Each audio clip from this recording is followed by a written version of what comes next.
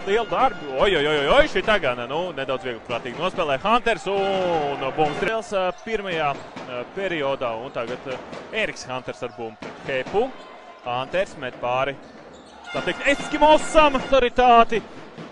Ričards Vāneks rāda Jordanam Hunteram 5 punkti īsā laikā. 5 sekundes otrs Hunters, tas, kurš Eriks izpilda pustālo metienu, tā kā abas komandas ir atvainojas Cēsu sporta skolā. Pirms pārgāja uz Valmieru, tieši Cēsīs spēlēja Dāvids Vīksne. Atsitienu pret vairogu iemet bumbu grozā. Bet spēle atsāks 44-39. Eriks Hunters gan starpību samazina līdz 5 punktiem. Tomēr nespēlēt 1-1 pret Meieru. Hunters, pustālais metiens, un tas ir notēru. Oi.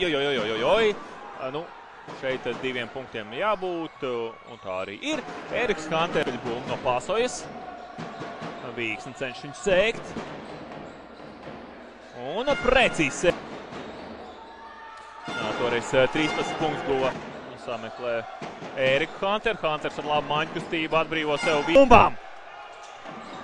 Hunters pustālais metiens, un tās ir grozā. Ir bīstams spēlētājs, bet nogādā bumbu tomēr Hunteram, kurš pēdējās minūtēs kārs. Hunters no 3 punktu metiena distants.